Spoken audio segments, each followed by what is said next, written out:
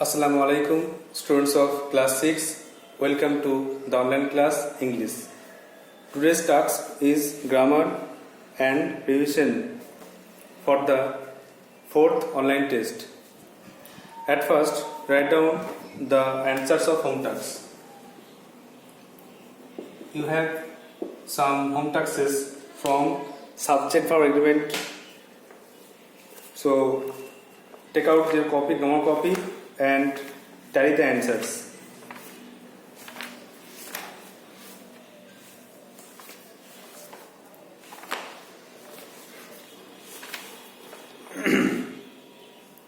At first, number 16.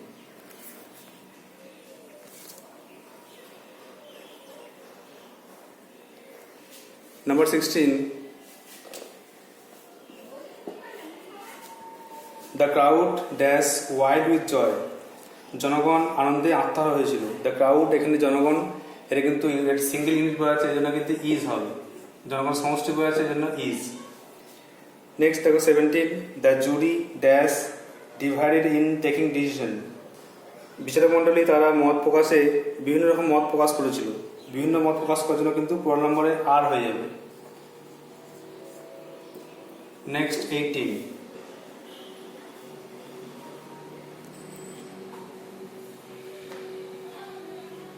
আছে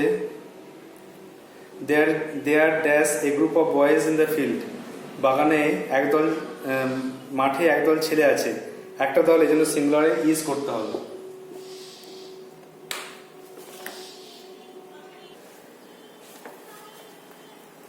next দেখো 19। A group of boys dash playing the field. একদল ছেলে খেলছে, একটা দল সিঙ্গুলার, যেন কিন্তু ইজ হবে। আর 20। A number of boys dash caught copying. অনেকগুলি ছেলেকে নকল করতে ধরা গেছে। তাহলে অনেকগুলি ছেলে বলা আছে, এই জন্য প্লুরালে কিন্তু প্লুরাল ফর্মে আর হবে। তাহলে এগুলো ছিল আমাদের হোম টাস্কের অ্যান্সার। মিলিয়ে নাও। The crowd is wild with joy. জনগণ আনন্দে আত্মহারা হয়েছিল। The jury are divided in taking decision. বিচারক মণ্ডলী বিভিন্ন রকম মত প্রকাশ করেছিলেন। There is a group of boys in the field. মাঠে একদল ছেলে আছে। A group of boys is playing in the field. মাঠে একদল ছেলে খেলা করছে। আর a number of boys are caught copying. একদল ছেলেকে নকল করতে ধরা গেছে। নাও move on to the next part, that is revision. Let's prepare for the fourth class test.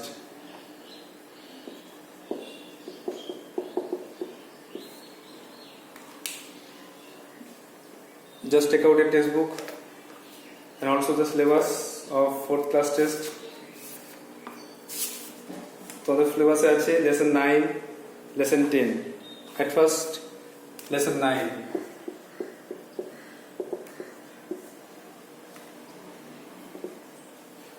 Page number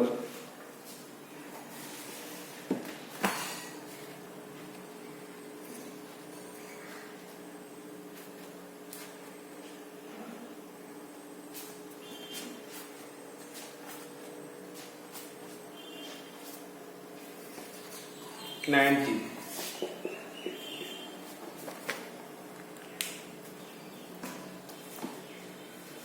lesson 9 দেখো, I will go with my father A ploughing. আমি বাবার সঙ্গে চাষ করতে যাব। দ্য রাইটার ইজ জোসেফ ক্যাম্বেলের লেখা। এখানে প্রথমে বিভিন্ন রকম পেশার ব্যক্তির কথা বলা আছে। তারপরে কবিতা শুরু হচ্ছে। লেখক বলছেন, বাবার সঙ্গে আমি চাষ করতে যাব সমুদ্রের পাশে সবুজ মাঠে। হয়তো সমুদ্রের পাশে মাঠগুলো ঘাসে ঢাকা, এই জন্য সবুজ। And the rooks and the crows and the cigar. এবং ডাকা, কাক এবং গাংচিল আমার পেছনে দল বেঁধে আসবে। তারা যখন জমি চাষ করা হবে তখন তারা পোকামাকড় খেতে আসবে। আর আমি গান গাইব শান্ত ঘোড়ার প্রতি। বাতাসে লার্ক, একটা গায়ক পাখি, তার সঙ্গে। এবং আমার বাবা গান গাইবেন নাগল চষার গান। আর এর আশীর্বাদে এর ফলে চাষ করা সম্পন্ন হবে বা নাগল চষা সম্পন্ন হবে। নেক্সট প্যারাগ্রাফে দেখো, বাবার সঙ্গে আমি বীজ পুঁততে যাব। সমুদ্রের পাশে লাল মাঠে, তখন হয়তো জমিতে জল দেওয়ার ফলে লাল মাটি রংটা লাল হয়ে যাবে। এবং মান্স, রবিনস আর থাসেস এরা গায়ক পাখি, এরা আমার পিছনে দল বেঁধে আসবে। এবং আমি গান গাইব পরিশ্রমী বীজ বপনকারীদের প্রতি। যে সমস্ত কৃষক তারা বীজ বপন করবে তাদের প্রতি আমি গান গাইব বাতাসে ফিঞ্চ পাখির সঙ্গে, বুনো ফুলের সঙ্গে, এবং সেখানে বুনো ফুল ফুটে থাকবে। এবং বাবা গান গাইবে বীজ পোতার গান, যেটা একমাত্র জ্ঞানী মানুষরা জানে। বাবা জ্ঞানী মানুষ, চাষবাস করতে জানেন, তাই জন্য তিনি একমাত্র গানটা জানেন আর তিনি সেই গানটা গাইবেন। আমি আমার বাবার সঙ্গে ফসল কাটতে যাব। তারপরে যখন নাঙ্গল চষা হয়ে গেল, বীজ বোনা হয়ে গেল, 2-3 মাসের মধ্যে ফসল পেকে যাবে, ফসল কাটা শুরু হবে। তা বলছে বাবার সঙ্গে ফসল কাটতে যাব, সমুদ্রের পাশে বাদাই মাঠে, ব্রাউন ফিল্ড বাদাই মাঠে যাব। এবং সেখানে রাজহংসী, পায়রা এবং চড়ুই পাখি দল বেঁধে আসবে। এবং আমি গান গাইব পরিশ্রমী বীজ বপনকারীদের প্রতি। যে সমস্ত বীজ বপনকারী নয়, পরিশ্রমী ফসল কাটা চাষি, যে সমস্ত চাষি ফসল কাটবে, যেসব চাষি ফসল কাটবে তাদের প্রতি আমি গান গাইব। আর তারা রৌদ্রের মধ্যে ক্লান্ত হয়ে তারা কাজ করবে। এবং বাবা গান গাইবে কাস্তের গান, সাইড সং মানে হচ্ছে কাস্তে কাটার গান বা কাস্তে দিয়ে কাটার গান বাবা গান গাইবে। এবং এই আনন্দের ফলে কিন্তু কৃষিকাজ সম্পন্ন হবে, চাষবাস করা সম্পন্ন হবে। তাহলে এই টেক্সট আমাদের পড়া হলো। কিছু ওয়ার্ড আছে, দেখো ক্লিভিং মানে হচ্ছে কাটিং দ্য সামথিং ইনটু, দুটো ভাগ করা। সোয়িং মানে হচ্ছে বীজ বপন করা। স্টাইরিং মানে পরিশ্রমী, কঠোর পরিশ্রম করা।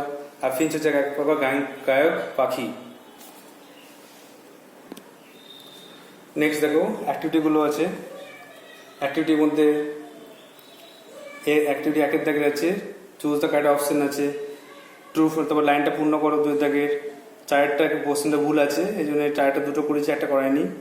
5 কোশ্চেন লাইনটা পূর্ণ করো বা পূর্ণ বাক্য উত্তর লেখো 5টা। আর্টিকেল প্রিপোজিশন আছে। আইডেন্টিফাই সেন্টেন্স, 5 ধরনের সেন্টেন্স আছে, চিনতে হবে। অ্যাসার্টিভ, ইন্টারোগেটিভ, ইম্পারেটিভ এগুলো আছে। সিনোনিম শব্দ, টেক্সট থেকে শব্দ খুঁজতে হবে, অপোজিট ওয়ার্ড লিখতে হবে, অ্যান্টোনিম, এগুলি আছে। নেক্সট দেখো লেসন 10, পেজ 96।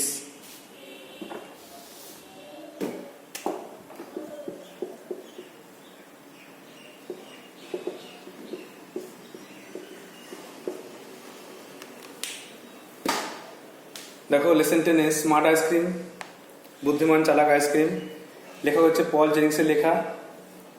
এখানে কিছু আইসক্রিমের বৈশিষ্ট্য দেওয়া আছে, ফ্রোজেন, সুইট আর ডিফারেন্ট ফ্লেভার, কালার। আর আরেকটা আছে ব্রেকফাস্ট, লাঞ্চ আর ডিনার কি খাওয়া নিয়ে বলা আছে। দেখো লেখকের নাম এখানে লেখা নেই, লেখক এখানে পল জেনিংস নিজেই লিখছেন যে একটা বাচ্চা ছেলেকে দিয়ে লেখাচ্ছেন, বলছেন যে আমি আবার ক্লাসে প্রথম হয়েছি, আমি অঙ্কে 100 পেয়েছি, ইংরেজিতেও পেয়েছি 100। এবং আমার তীক্ষ্ণ বুদ্ধি, সবথেকে ভালো ছেলে আমি, ক্লাসে অন্য কেউ ছিল আমার কাছে আসতে পারে না। প্রত্যেক বছর আমি পুরস্কার জিতি, ক্লাসে প্রথম হই। 3 বছর বয়সে আমি বানান করার জন্য অনেক পুরস্কার জিতেছিলাম। আমি খুব চমৎকার বানানকারী। কিছু ছেলে আমার পছন্দ করে না, তারা মনে করে আমি বেশি দেখাই, তারা হিংসা করে, তারা আমার মতো চালাক নয়। গত সপ্তাহে একটা খারাপ ঘটনা ঘটলো। আর একটা ছেলে সে অঙ্কে 100 পেয়ে গেল। এটা কিন্তু আগে কখনো ঘটেনি, কেউ আমার মতো এত ভালো করতে পারেনি। একটা ছেলে, তার নাম জেরম ড্যাডিয়ান, সে আমাকে কিন্তু হারিয়ে দিয়েছিল। আমি নিশ্চিত ছিলাম যে সে প্রতারণা করেছে, আর নিশ্চয়ই এটা আইসক্রিমের কাজ। একটা আইসক্রিম আছে যার নাম স্মার্ট আইসক্রিম, এটা খেয়েই নিশ্চয়ই সে বুদ্ধিমান হয়েছে আর প্রতারণা করে সে প্রথম হয়েছে। নেক্সট পার্ট 2 দেখো। একটা আইসক্রিমওয়ালা ছিল, তার নাম মিস্টার পিপি। আইসক্রিমওয়ালা, তাকে দিয়ে শুরু হচ্ছে যে তার একটা ঠেলাগাড়ি ছিল, ঠেলাগাড়িটা স্কুলের বাইরে পার্ক করে রাখতো, আর সে বিভিন্ন স্বাদের আইসক্রিম বিক্রি করতো। কিন্তু সে খুব দয়ালু ছিল। লেখককে বলতো তুমি একদিন অতি চালাক হবে, তুমি তো নিজেকে চালাক মনে করো, তুমি একদিন অতি চালাক হবে। কিন্তু লেখক কিছু ভাবতো না, কারণ সে খুব দয়ালু, সে কারোর ক্ষতি করবে না। যাই হোক, আইসক্রিম নিয়ে অনেক গল্প ছড়িয়েছিল। লোকে বলতো এটা খুব ভালো আইসক্রিম, কেউ বলতো যে এটা তোমাকে খুশি করবে, কেউ বলতো এটা অসুস্থ অবস্থায় সুস্থ করবে। কিন্তু আমি কখনোই এই আইসক্রিম খেয়ে সুখী হয়নি বা খুশি হয়নি। যাই হোক, একই সময় একটা অদ্ভুত ঘটনা ঘটেছিল। একটা ছেলে ছিল যার নাকটা খুব লম্বা, এবং সে যখন নাম ছাড়তো দূর থেকে শোনা যেত। তখন মিস্টার পিপি তাকে দয়া করে একটা সবুজ আইসক্রিম দিতে লাগলো প্রত্যেক সকালে বিনামূল্যে। আর আইসক্রিম খাওয়ার পরে কয়েকদিন পর তার নাকটা নর্মাল নোজ হয়ে গেল। একইভাবে আরেকটা ছেলে, তার মুখে ব্রণ হয়েছিল, তাকে পিম্পল আইসক্রিম দিয়েছিল। পিম্পল আইসক্রিম দেওয়ার পরে তার ব্রণ সুস্থ হয়ে গেছিল, ঠিক হয়ে গেছিল। ওটা পিম্পল আইসক্রিম বা পার্পল আইসক্রিম মানে বেগুনি আইসক্রিম দিয়েছিল, তার পিম্পল ব্রণ ঠিক হয়ে গেছিল। লেখক শেষে ঠিক করলেন যে আমি এই আইসক্রিম ব্যবসা বন্ধ করতে হবে, না হলে লোকেরা বা অন্য ছেলেরা আরও স্মার্ট হয়ে গিয়ে সব ফুল মার্কস পেয়ে গিয়ে আমাকে হারাবে। তাই জন্য তিনি ঠিক করলেন যে আমি এটা কখনোই হতে দেবো না, কারণ আমি হচ্ছে সবথেকে ক্লাসে ভালো ছেলে, আমি নিজের স্থান বজায় রাখতে চাই, আর আমি দেখব যে কেন আইসক্রিমের জন্য লোকেরা বা ছেলেরা ফার্স্ট হচ্ছে। লাস্টে পার্ট 3-তে দেখা গেল যে লেখক জানতো যে পেপি কোথায় তার ঠেলাগাড়িটা রাখে, এই জন্য রাত 11টার সময় সে সেখান থেকে চলে গেল চুপি চুপি সেই পেপির বাড়িতে, ঠেলাগাড়িতে।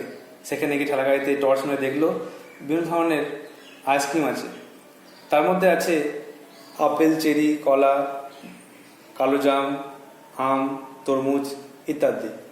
আর শেষ দিকে আছে 4টে বিশেষ স্বাদের আইসক্রিম, যেগুলো তার প্রত্যেকটা নাম লেখা আছে, যেমন happy ice cream, nose ice cream, pimple ice cream আর স্মার্ট আইসক্রিম। 4টে ধরনের আইসক্রিম আছে। তো লেখক তখন বুঝতে পারলেন যে আমি এখন তার গোপন কথাটা জানতে পারলাম যে ড্যাডিয়ান নিশ্চয়ই স্মার্ট আইসক্রিম খেয়েছিল, এই জন্যই সে বুদ্ধিমান হয়ে গিয়ে 100 পেয়েছে। তখন আমি ঠিক করলাম যে এই ব্যবসাটা বন্ধ করব।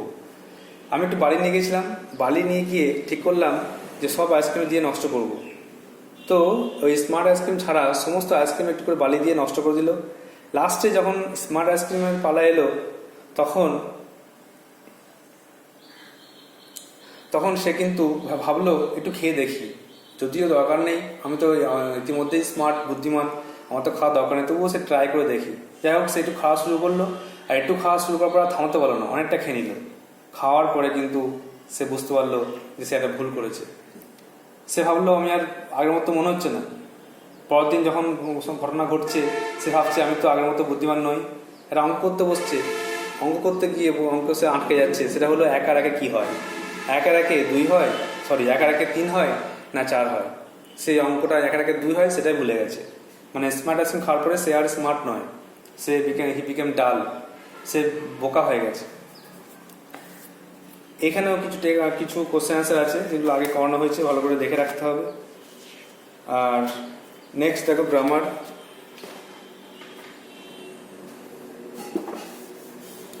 গ্রামার মধ্যে দেখো তোমাদের সিলেবাস দিয়ে আছে টেন্স তো আগে হয়ে গেছে। বিভিন্ন রকম টেন্সের গঠন উদাহরণগুলো করতে হবে, ট্রান্সলেশন, সেই টেন্স থেকেই ট্রান্সলেশনগুলো রিভিশন করতে হবে। প্রেফিক্স সাফিক্স আলোচনা করতে হবে। তো প্রেফিক্স সাফিক্স নিয়ে একটু আলোচনা করতে হবে। এটা আমাদের গ্রামারের পার্ট, এগুলো করানো হয়েছে। মেইন ওয়ার্ডটা আমাদের একটা ওয়ার্ড আছে অ্যাফিক্স, জানতে হবে। অ্যাফিক্স মানে হচ্ছে প্রত্যয়। অ্যাফিক্স মানে হচ্ছে প্রত্যয়। একে আরেকটা নাম আছে উপসর্গ, উপসর্গ বলে। প্রত্যয় বা উপসর্গ এর দুটো ভাগ আছে, সেটা হচ্ছে প্রেফিক্স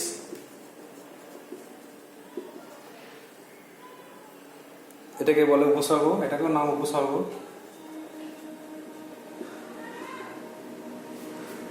আর সাফিক্স এটা হচ্ছে প্রত্যয়, বাংলাটা। অ্যাফিক্স দুটো ভাগ, প্রেফিক্স সাফিক্স। আমাদের যে মেন ওয়ার্ড সেটা হচ্ছে রুট ওয়ার্ড বলে, রুট ওয়ার্ড। এই রুট ওয়ার্ডের আগে যোগ হলে প্রেফিক্স, পরে যোগ হলে সাফিক্স। পি মানে পূর্বে, মনে রাখতে হবে। রুট ওয়ার্ডের আগে যোগ হলে প্রেফিক্স, পরে হলে সাফিক্স। যেমন অনেস্ট, রুট ওয়ার্ড যদি অনেস্ট হয়, সৎ, তাহলে প্রেফিক্স যোগ করে ডিসঅনেস্ট, অসৎ। অর্থাৎ বইয়ে যেগুলো আছে তোমাদের পেজ দেখো 110 পেজে, 110 পেজে যে সাবজেক্ট পেজ দেওয়া আছে সেটা দেখো স্লিপ থেকে আছে স্লিপলেস। স্লিপ রুট ওয়ার্ড, এর সঙ্গে সাফিক্স যোগ হয়েছে স্লিপলেস। তারপরে পেশেন্ট মানে ধৈর্য, আর প্রেফিক্স যোগ করলে ইমপেশেন্ট, অধৈর্য। আবার এনজয় মানে আনন্দ করা, আর এনজয়েবল করলে আনন্দপূর্ণ, ENJOYABLE, আনন্দপূর্ণ, এনজয়েবল। আবার ব্রাইট থেকে উজ্জ্বল, থেকে ব্রাইটনেস, উজ্জ্বলতম, উজ্জ্বল। এইভাবে কিন্তু ওয়ার্ডগুলো আছে।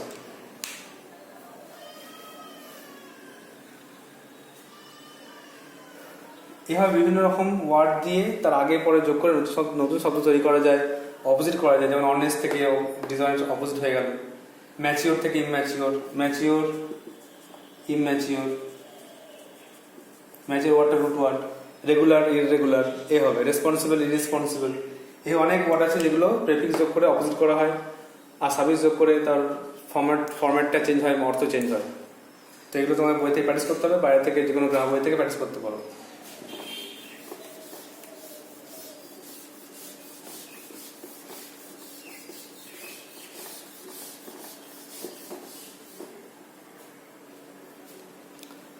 নেক্সট আমাদের গ্রামার আছে subject for agreement. Subject for এগ্রিমেন্টের রিসেন্টলি 10টা রুল লেখানো হয়েছে। তো সেই 10টা রুল ভালো করে রিভিশন করবে। আর সে এক্সাম্পল করেছি কটা, আবার 20টা এক্সট্রা এক্সাম্পল হোম টাস্ক যে করানো হয়েছে সেগুলোও দেখবে। সেগুলো কিছু বলছি না। সেন্টেন্সের যে স্ট্রাকচার, 2 ধরনের সেন্টেন্স করেছি, সেইটা সব ধরনের সেন্টেন্সে আসবে। সেন্টেন্সটা ভালো করে বুঝতে হবে।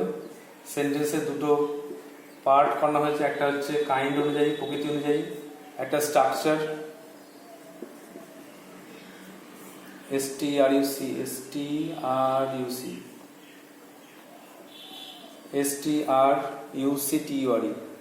কাইন্ডস অনুযায়ী 5 প্রকার, আর স্ট্রাকচার গঠন অনুযায়ী 3 প্রকার। এই 8 প্রকার সেন্টেন্সটা সম্বন্ধে জানতে হবে, তোমাদেরকে আইডেন্টিফাই করতে হবে। সিম্পল, কমপ্লেক্স, কম্পাউন্ড আইডেন্টিফাই করতে হতে পারে।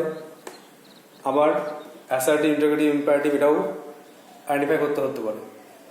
তো যেহেতু এটা রিসেন্টলি করেছি, এটাই দেবো স্ট্রাকচার। 3টে সেন্টেন্সের স্ট্রাকচার ভালো করে বুঝতে হবে। Simple, complex, compound. Simple sentence মানে একটা মতো ভার্ব মনে রাখতে হবে, সিঙ্গেল ভার্ব থাকবে, ফাইনাইট ভার্ব থাকবে। কমপ্লেক্স সেন্টেন্সে ক্লজ থাকবে। ক্লজ মানে প্রধান বাক্য, অপ্রধান বাক্য, বা এরকম হু, হুইজ, দ্যাট, এরকম জয়েনিং, এরকম কনজাংশন দিয়ে জয়েনিং থাকবে, কনজাংশন দিয়ে, বা যিনি, যখন, আমি জানি যে, এইরকম শব্দ থাকবে। একটা প্রধান অংশ, একটা অপ্রধান অংশ থাকবে। ক্লজটা বুঝতে না পারলে একটা প্রধান অংশ, একটা অপ্রধান অংশ থাকবে। আর কম্পাউন্ড মানে সংযোজক, অ্যান্ড, বাট, অর থাকবে। And, but, or, either, or, neither, not, এগুলো থাকলে কম্পাউন্ড। এগুলোকে ভালো করে আইডেন্টিফাই করতে হবে। আর সেন্টেন্সে 5টা ধাপ তো আগে হয়েছে, assertive, interrogative, imperative, objective, exclamatory. এগুলো তো সব তোমাদের অনেকবার পরীক্ষা হয়েছে, অনেকবার রিভিশন হয়েছে। এগুলো আশা করি সমস্যা হবে না। এটা নতুন আছে সেন্টেন্সের স্ট্রাকচারটা, এটা ভালো করে করতে হবে।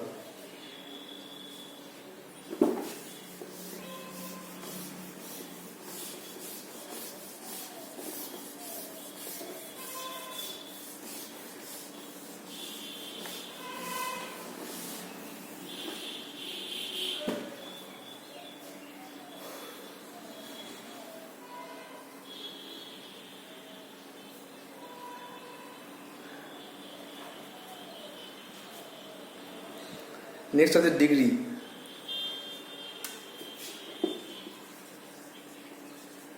ডিগ্রি দেখো আগে হয়েছে, তো 3টে ডিগ্রি সম্বন্ধে জানতে হবে আর সেটা চেঞ্জ করতে হবে। যেমন সুপারলেটিভ, কম্পারেটিভ,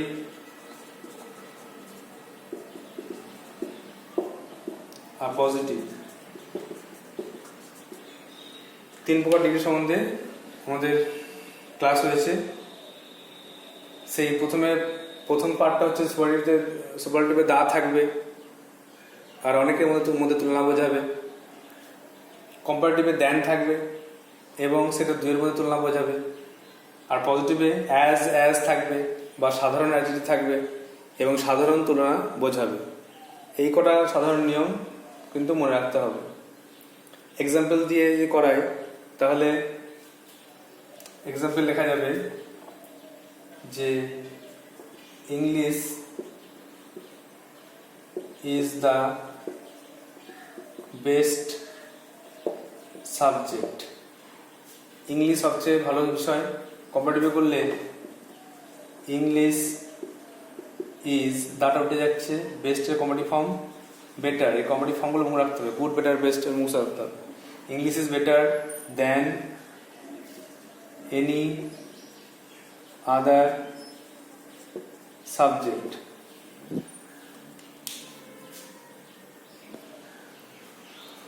আর পজিটিভ করলে no other subject is as good as English।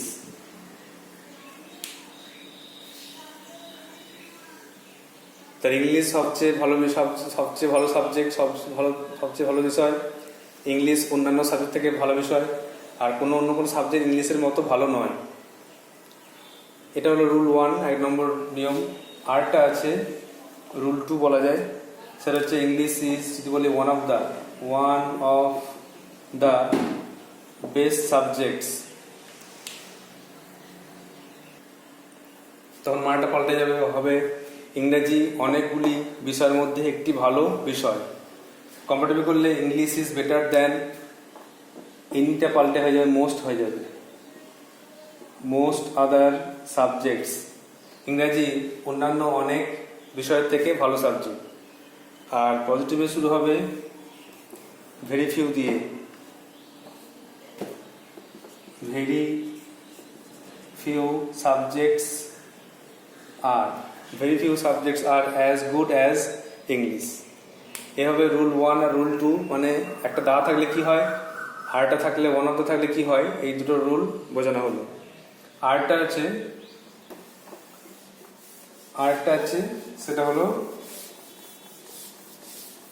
Exception, ব্যতিক্রম নিয়ম, যেটা কম্পারেটিভ পজিটিভ এই দুটোতেই চেঞ্জ করা যায়। সেটা হলো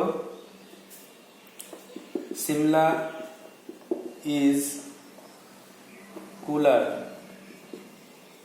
দেন Kolkata. Shimla is cooler than Kolkata. Shimla Kolkata থেকে ঠান্ডা বেশি।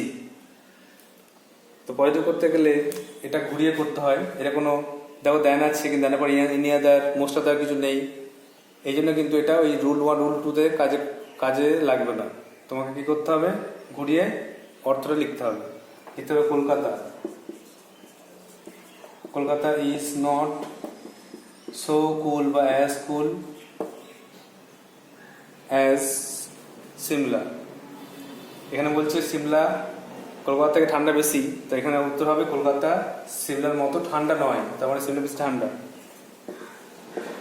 অ্যান্সার হয়ে গেল Kolkata is not so cool as Shimla. Kolkata সিমলার মতো ঠান্ডা নয়।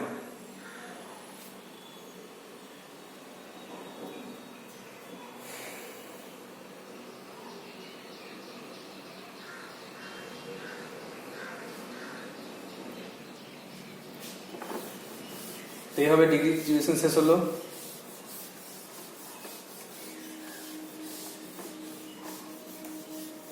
লাস্ট দেখো আর্টিকেল পজিশন। আর্টিকেল পজিশন খুব ইজি, না পড়লেই হয়, কিন্তু রিভিশন না করলে ভুলে যাবে। আর্টিকেল দুটো ভাগ জানতে হবে, ডেফিনিট যে নির্দিষ্ট, আর এটা হচ্ছে ইনডেফিনিট অনির্দিষ্ট। ডেফিনিট হচ্ছে দা, নির্দিষ্ট কিছু বোঝায় ব্যক্তি বস্তু, আর এটা ইনডেফিনিট হচ্ছে এ আর অ্যান্ড অনির্দিষ্ট কিছু বোঝায়। জেনারেল নিয়ম সবাই জানো যে কোথায় এ এন বসে, কনসোনেন্ট আগে এ, ভয়ের আগে অ্যান, আর বিশেষ ব্যক্তি বস্তু বোঝালে বা যেটা পৃথিবীতে একটা মাত্র আছে তার আগে দি বসে। কিন্তু এক্সেপশন রুলগুলো বেশি ইম্পর্টেন্ট, যেমন এ university, A 1 rupee, an MLA, an honest.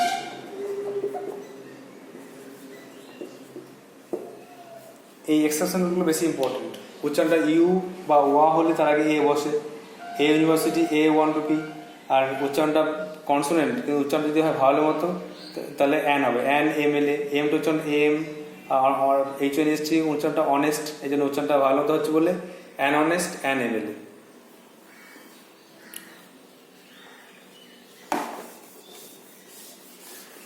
R last preposition. প্রিপোজিশনের তো বিশাল বড় চ্যাপ্টার প্রিপোজিশন।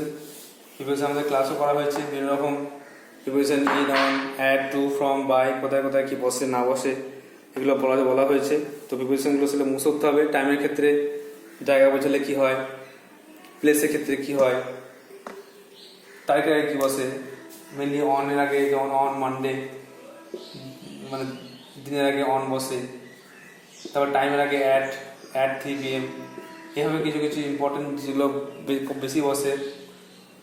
গতিশীল বোঝালে ইন টু বসে, কোনো কিছু ভেতরে বোঝালে ইন বসে, থেকে বোঝালে ফ্রম, এইগুলো into, from, by, under, below, এই প্রিপোজিশনটা এইভাবে রিভিশন করতে হবে। আর বিভিন্ন গ্রামার বই দেখবে, গ্রামার বই আছে অ্যাপ্রোপ্রিয়েট প্রিপোজিশন, অ্যাপ্রোপ্রিয়েট প্রিপোজিশন, এটাও কিন্তু নিজে গ্রামার বই থেকে মুখস্থ করবে। যেমন অ্যাবাইড বাই, মেনে চলা, অ্যাবাইড বাই মেনে চলা। তারপরে ফেথ ইন, বিশ্বাস। তারপর ফন্ড অফ মানে প্রিয়, পছন্দ। তারপরে এগ্রি উইথ মানে একমত। এইগুলো কিছু প্রিপোজিশন আছে যে এই প্রিপোজিশনগুলো এই ওয়ার্ডের পরেই বসে, এই জন্য এইগুলো গ্রামার থেকে মুখস্থ রাখবে, নিজের সুবিধা পরে কাজে লাগবে। আর যেগুলো জেনারেল রুল, কোথায় ইন, কোথায় টু, কোথায় ফ্রম বসে, এগুলো মুখস্থ করতে হবে। যেগুলো আগে করেছি ক্লাসগুলো ভালো করে দেখে নেবে, রিভিশন করে নেবে। সো পরীক্ষার জন্য রিভিশন করা হলো, ভালো করে রিভিশন করে পরীক্ষা দেবে। So best of luck for the 4th online class test. So that's all for today. Thank you.